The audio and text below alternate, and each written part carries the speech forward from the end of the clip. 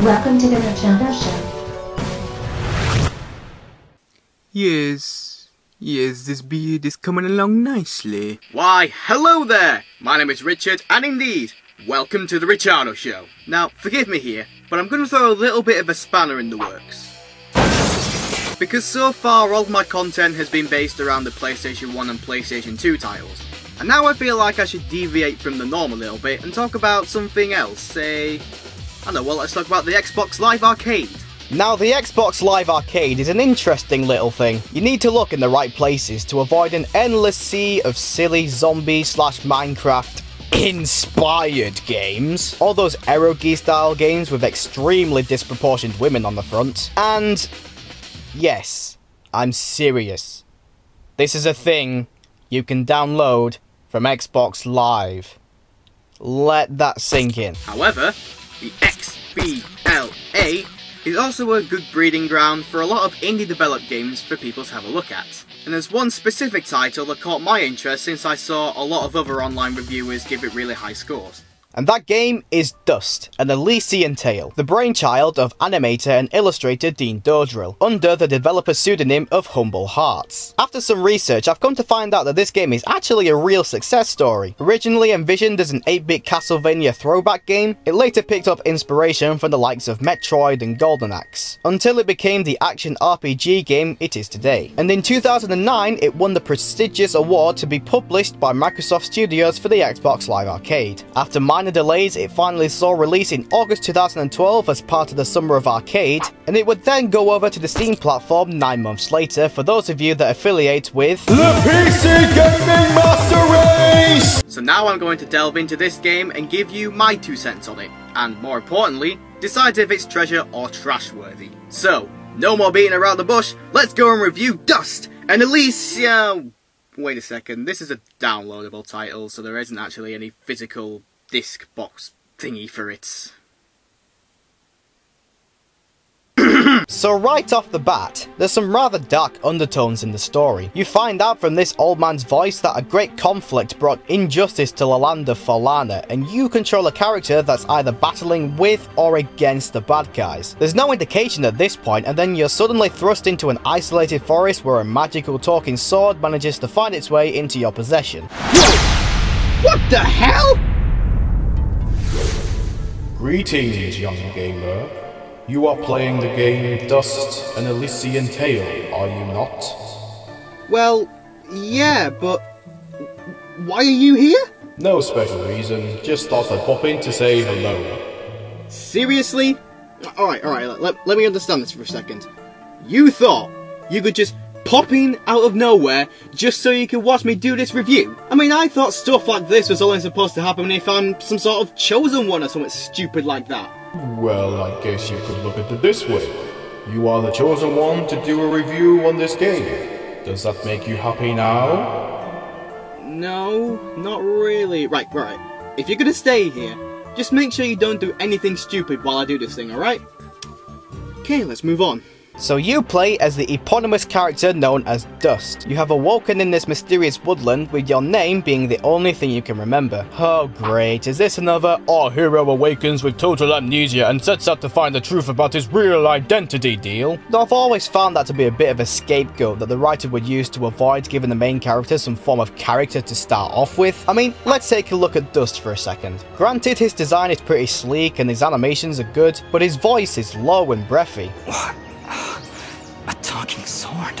He talks like this all the time. And his massive hat covers half his face, so we have no idea what he truly looks like. But we'll let it go for now, because the story might reveal some compelling truths about him later on. And so we set off on our merry way with our sword, the Blade of Ara, and its guardian, a weird creature called a Nimbat. Her name is Fidget, and my first impressions of her aren't that great. Stop!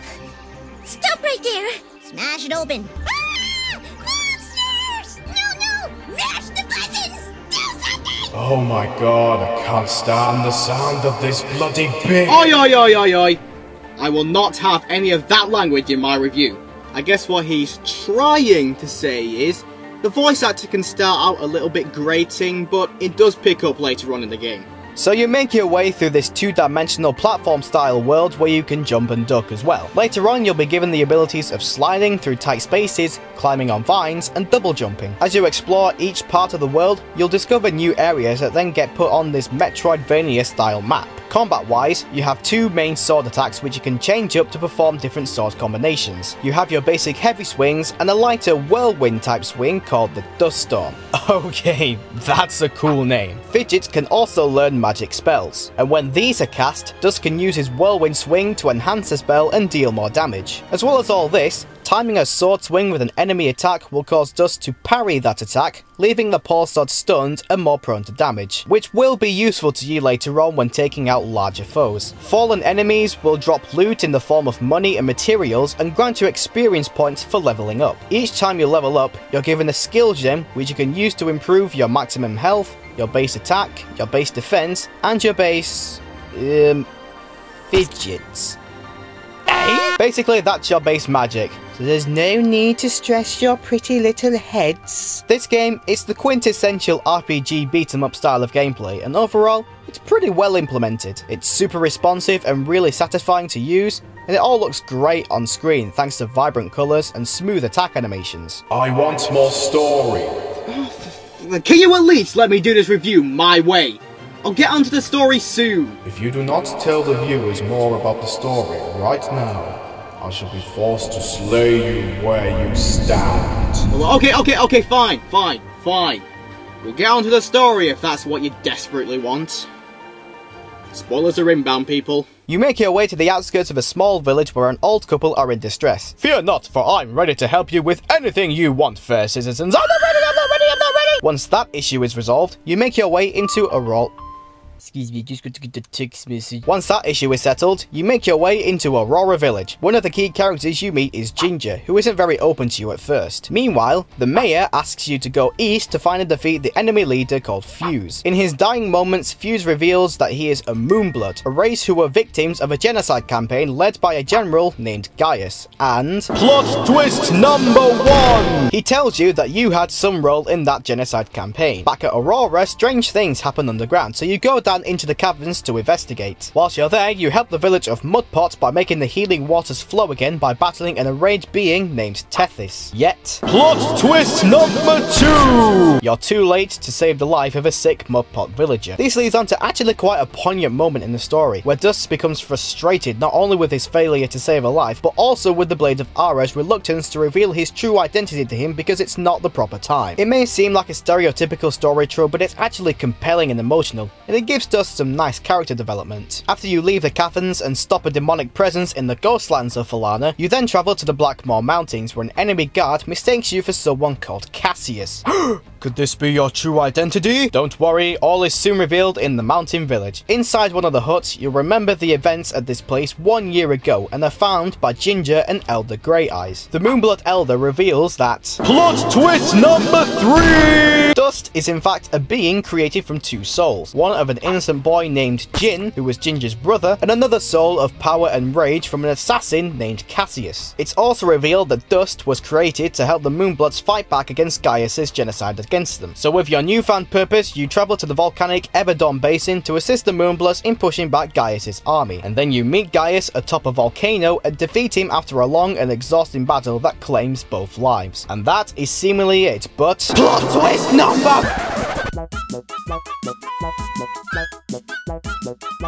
So there, that's the story explained in ruinous detail. I hope you're happy now.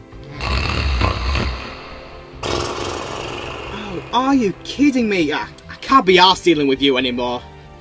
Stupid oversized letter opener. What was that? Oh, nothing. I was just about to get onto some more gameplay if you're interested.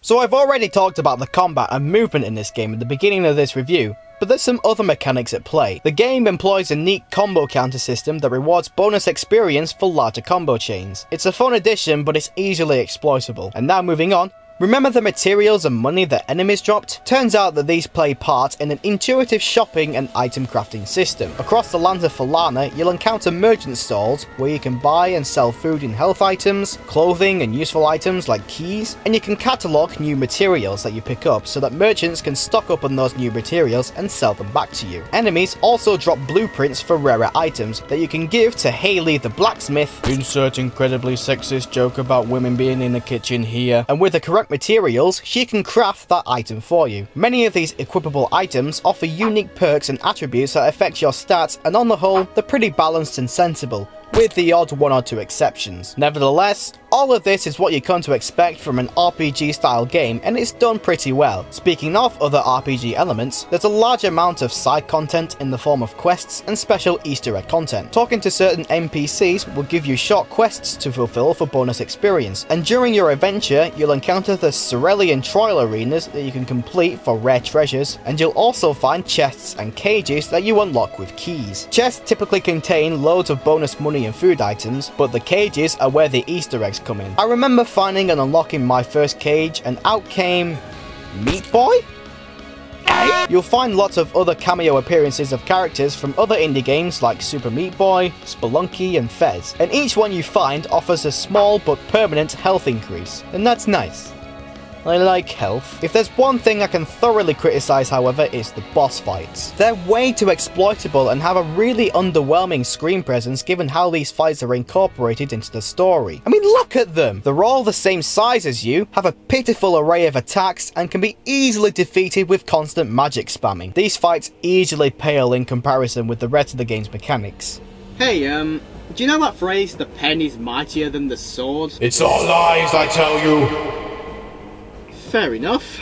So let's move on to the presentation and the overall experience. Okay, can I just please take a moment to say that this game is just mesmerizingly bite the back of your hand gorgeous! Taking a similar hand-drawn approach as Rayman Origins and Legends, Falana is an absolutely beautiful and vibrant game world overall, featuring varying environments and clever uses of ambient lighting, and everything still runs really smoothly at a really high frame rate. It's a thing of beauty, this game, and don't forget it was all drawn up by one man. That's quite an achievement. The setting's memorable, as are the vast amount of characters you meet, even though their designs appear to only cater for the furry culture to drool over. Oh god. Rule 34 just came to mind. Oh yes, I like those girly animals. What is wrong with you? Luckily, they are interesting to talk to and have quite colourful and deep personalities. Furthermore, the sound design and musical score is also top-notch. You get to listen to lovely and intrepid orchestral arrangements and some impressive sound effects ranging from the monster noises to the metallic clang of your sword landing blows on your enemies. While these aspects are good, I found the dialogue delivery to be a bit jarring. I mean, every time someone starts speaking in the game, it pauses so it can cut to the dialogue screen, which breaks the flow of the game for me. Well, you do get to find out different pieces of the narrative in this dialogue system, but the things you choose to say rarely affect the narrative progression and seem like a superfluous addition. But that's not to say the narrative and writing don't have their fair share of funny moments, and the story overall is surprisingly engaging and highly emotional. Okay, I think I've rambled enough today. I'll say. So now, here's my final summary of this game. You should go play it! I have played something truly amazing here. You'll get a compelling storyline, interesting fleshed out characters, a stellar looking environment, wonderful music and sound design, and some very solid combat, platforming and RPG style elements. The boss fights are a major letdown given how they're integrated into the overall experience, but really that's the only huge complaint here. The replay value is impressive as well, with a choice of difficulty settings and lots of hidden treasures and side content. I managed to irk out 15 hours worth of game time on my file, but game time can easily reach 20 hours before the credits roll, and that's a major plus for a game that barely cost me more than £10. Also be sure to look out for it in the future Steam sale to get this game for even cheaper. Overall, it's a fantastic game and a really beautiful piece of work, and I'm really glad I decided to bite the bullet and have a look at it. So my final score is 4 talking swords out of 5, and this puts an Elysian Tail onto the treasure list. And as always, your thoughts on the game, as well as any feedback you have on this video, is of course welcomed in the comment section below. Other than that, that's it for today. All I can say now is, stay you, and stay awesome, and I will see you guys. Wait a second. What do you want now? Before you end, I want to tell you a joke. Fine. Go on then, say your joke. Why did the sword fail his maths test? I don't know. Why did the sword fail his maths test? Because he wasn't sharp enough. Okay, that's got to be the worst joke I've ever heard in my entire life. How dare you! You will pay for your insolence with your life! Whoa, take it easy, pal. Take it easy. Right, I'm sorry. It's actually the greatest joke in the world. Don't do this to me. No! Ah! It's okay though, I didn't actually die. Hey, thanks for watching, you lovely people. Be sure to give a like and a favourite if you like the video, and if you really liked it and you want more, consider subscribing to The Richaado Show so you can be among the first to see new content when it's ready. Thanks again, and I shall see you guys later on.